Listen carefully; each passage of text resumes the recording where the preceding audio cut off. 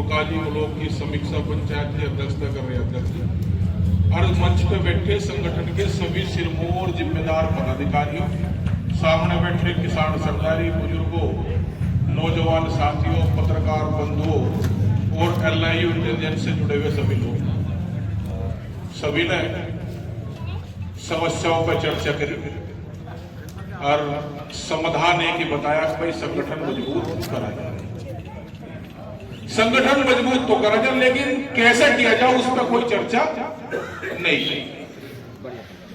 उसका सबसे एक छोटा सा फार्मूला है, गांव की इकाई मजबूत है। समीक्षा का अर्थ भी यही है कि भाई आपके पुरकाजी ब्लॉक में कितने गांव हैं, कितने गांवों में संगठन है, कितने गांवों में कार्यकारिणी है, क्योंकि गांव की इकाई ही संगठन का आधार है। गांव में संगठन होगा, भावनात्मक सभी लोग साथ में, लेकिन जब कार्यकारिणी होगी तो संगठन स्वतः मजबूत हो जाएगा, बढ़ जाएगा। ये तो संगठन की बातचीत है।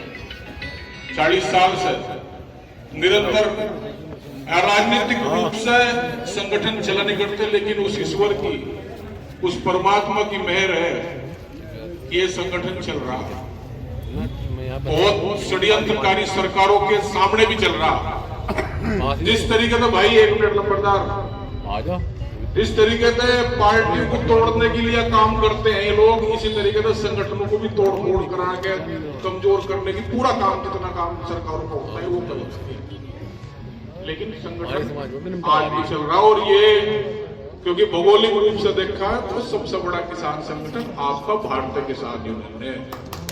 लेकिन इसमें एक चीज और कर लो, जो आप ये करने लगे ना कि भारतीय किसान यूनियन ठीक है, वो यही तो चाहते हैं कि गुट बने। भाई जिसको गुट बनाने होंगे बना लेंगे। आपका संगठन भारतीय किसान यूनियन है, ट्रेड यूनियन पे ये रजिस्टर्ड संगठन है, इकलौता एक ऐसा संगठन है जो आपकी बात को उठा रहा है। आप अपने इस संगठन को मजबूत रखें, यही बातचीत है। एक जब गाड़ी में आ रहे थे गाजियाबाद से, गाना सुन रहे थे, भाई उत्तर कुमार है कलाकार, वो ये कह रहे थे गाने में कि ना छोटू राम अब आओगा, ना बाबा टिकैत समझाओगा, ना चौधरी चरण सिंह आगे की राह दिखाओगा। सच्चाई है। आज जो षड्यंत्र सरकारें चाहती थी उस पर कहीं ना कहीं कामयाब होती जा रही है, और ये स्थिति आ गई कि खेती किसानी संकट में है। वो आर्थिक रूप से भी है, क्योंकि आर्थिक रूप से रहा तो उससे भी जो नई पीढ़ी है उसका मोह भंग हुआ, खेती तो हटी। और सामाजिक जो सरकारें चाह रही थी, क्योंकि सामाजिक जो वो रहा, अगर कोई नौजवान खेती की तरफ जाता भी है तो उसको ये कहते हैं कि भाई ये खराब निठल्ला आदमी है, खेती की तरफ गया। स्वामी ऐसी जगह बैठे आर्य समाज पर स्वामी दयानंद सरस्वती को याद करेंगे, एक ऐसे वर्ग को, ऐसे तबके को जिसको राजाओं का राजा स्वामी दयानंद सरस्वती ने कहा, वो किसान है। सबसे स्वाभिमानी पेशा, सबसे सच्चाई का पेशा अगर कोई है तो वो किसानी का पेशा है।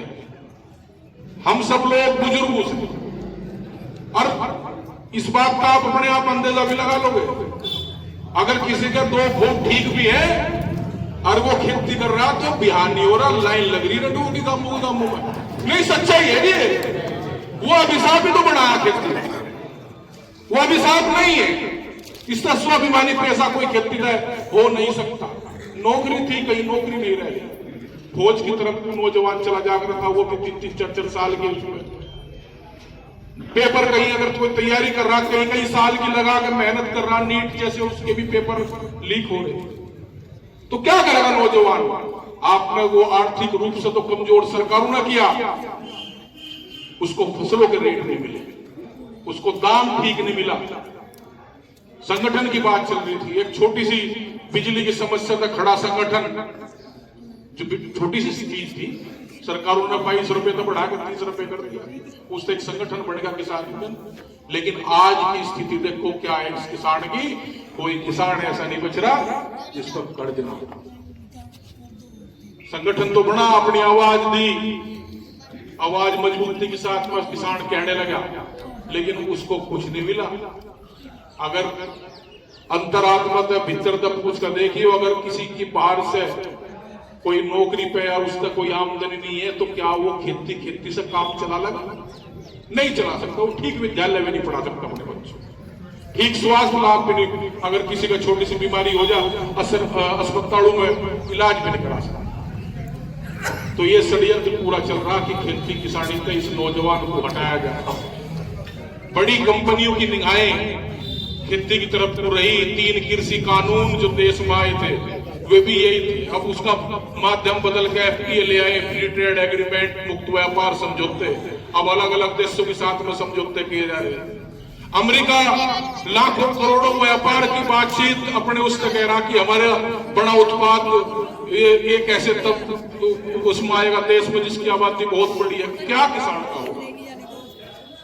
चौधरी छोटूराम कहा करते थे कि वतन की किसानों के लिए वतन की फिक्र करे नादान मुसीबत आने वाली है। तेरी बर्बादियों के मशवरे आसमानों में, न समझेगा तो मिट जाएगा ये देश की अंदाजा। तेरी तो दास्तां भी नहीं रहेगी दास्तानों में। वो उस टाइम कह के गए, वे ये कह के भी गए कि किसान तू रहेगा मौन तो तेरी सुनेगा। वो सब चीज बता के गए क्योंकि उन्हें पता था कि पूंजीवाद हावी इतना रहेगा, इतना कॉर्पोरेट हावी रहेगा। जब भी पूंजीवाद हावी रहेगा वहां किसान मजदूर जो गांव में रहने वाले लोग हैं वो कहीं इनकी डिक्शनरी में नहीं आएंगे। ना कोई एक चीज और क्योंकि शाम हो रही भाई, अगर कोई इलाज करने पर तुला हुआ तो ये राजनीतिक दल तुले हुए हैं और राजनीतिक इनके मोहताज न रही हो। चौधरी अजीत सिंह जी ने जब उद्योग मंत्री थे उस टाइम दूरियां घटाई मिल लो और ड्यूटी पर लगा दी सरकार है। एक तरफ चीनी का निर्यात बंद होगा, एक तरफ जो उनके कानून बने हुए थे उन पर संशोधन होगा। और किसानों को पता है क्या क्या कानून है, पता तो नहीं किसी किसान को। चीनी पर निर्यात हटा दी, ना कोई जानकारी किसानों को दी जा रही कि क्या किया जाए। अपने आप ऊपर एसीओ में बैठे हैं, सब कुछ अपने आप कर रहे, इस किसानों को बेवकूफ बढ़ाया जा रहा। लेकिन जिस दिन ये किसान जाति धर्म मजहब को छोड़कर, अभी तो वो स्थिति नहीं है क्योंकि अभी तो पूरा काम हो रहा। अभी तो जहां चौधरी देवीलाल ये कह करते थे कि भाई धर्म की राजनीति और राजनीति का धर्म दोनों में फर्क हो, ये भी तो एक तरफा चल रहा धर्म की राजनीति। और ये एक ही नहीं, ये पक्ष विपक्ष दोनों एक ही है, सारे राजनीतिक दल एक है। एक प्रवक्ता भी जातियों की बातचीत कर रहा है, जातियों में आपस में मतभेद कराने की बात कर रहा है। तो किसी के मोहताज रहने की जरूरत नहीं है। किसान अपने आप मजबूत हो, संगठित किसान होगा तो अपनी बात मजबूती के साथ में कर सकता है। क्योंकि व्यापारी भिखमंगे को किसी तरह लगाव नहीं होता, वो अपने वो करता है जहां उसको लाभ मिलेगा वहां जाएगा। ये सरकारें ये सब चीजें राजनीतिक दलों में हस्तक्षेप, कोई सामान्य आदमी कोई चुनाव लड़कर देख तो ना सब जगह जिस पर पीछे हो गए वो उसे टिकट मिलेंगे वही चुनाव लड़ेगा। तो सारा सिस्टम उसका बदल गया। अपने नौजवानों से एक अपील है कि एक आपका एक ऐसा पेशा है, नई तकनीकी खेती में जुड़ी है, नई तकनीक जो है आई है। अब वो नहीं रह रहा खाड़ मूंदने और फावड़े चला चला के उसमें परेशान होना। अब नई तकनीकों के साथ में सरकार की बहुत योजनाएं हैं जिनको गांव स्तर तक नहीं जाती।